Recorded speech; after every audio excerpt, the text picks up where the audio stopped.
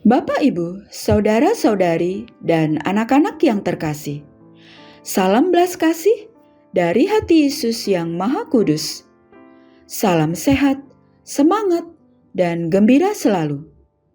Hari ini, Kamis 29 Mei 2025,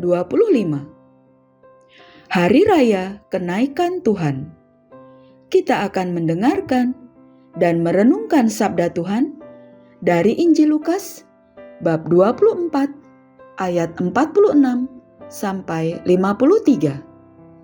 Sebelumnya, mari kita membuat tanda kemenangan Kristus. Dalam nama Bapa dan Putra dan Roh Kudus. Amin. Pada suatu ketika, bersabdalah Yesus kepada murid-muridnya. Ada tertulis begini: Mesias harus menderita dan bangkit dari antara orang mati pada hari yang ketiga. Dan juga dalam namanya berita tentang pertobatan untuk pengampunan dosa harus diberitakan kepada segala bangsa, mulai dari Yerusalem. Kamulah saksi-saksi dari semuanya ini. Lihatlah, aku akan mengirim kepadamu apa yang dijanjikan Bapa-Ku. Namun, kamu harus tinggal di dalam kota ini sampai kamu diperlengkapi dengan kekuasaan dari tempat tinggi. Lalu Yesus membawa mereka keluar kota sampai dekat Betania. Di situ ia mengangkat tangannya dan memberkati mereka. Ketika ia sedang memberkati mereka, ia berpisah dari mereka dan terangkat ke surga. Mereka sujud menyembah Dia, lalu pulang ke Yerusalem dengan sangat bersukacita. Mereka senantiasa berada di dalam bait Allah dan memuliakan Allah. Demikianlah sabda Tuhan. Terpujilah Kristus. Bapak, Ibu, saudara-saudari, dan anak-anak yang terkasih, setiap perpisahan selalu menggoreskan kesedihan. Sedih karena canda tawa, gurauan, dan kebersamaan yang terjalin sebelumnya berakhir. Padahal kita selalu berharap bahwa kebersamaan itu dengan segala dinamika di dalamnya tetap abadi, terus dialami dari waktu ke waktu.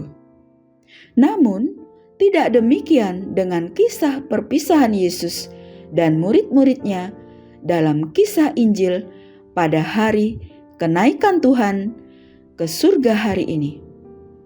Dikatakan bahwa ketika ia sedang memberkati mereka, ia berpisah dari mereka dan terangkat ke surga. Mereka sujud menyembah Dia, lalu pulang ke Yerusalem dengan sangat bersukacita. Pertanyaannya, mengapa mereka atau murid-murid Yesus bersukacita? Jawabannya adalah karena Yesus menjanjikan Roh Penghibur yang kita rayakan pada peristiwa Pentakosta nanti.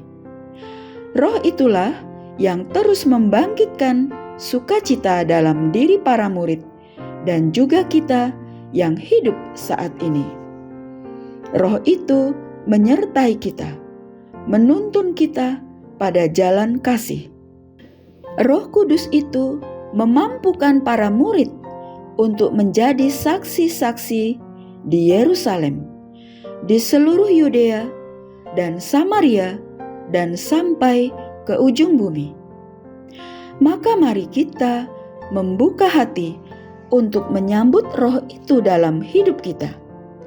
Biarlah Roh Kudus itu yang meraja atas hidup kita, bukan roh dunia yang seringkali menciutkan nyali kita untuk mewartakan kebaikan Tuhan.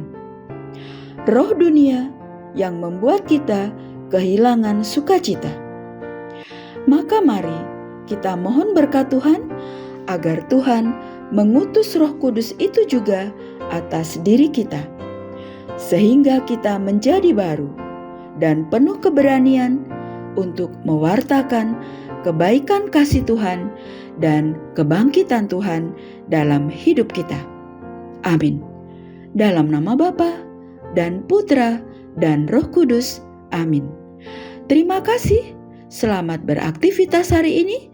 Tuhan memberkati kita semua. Amin.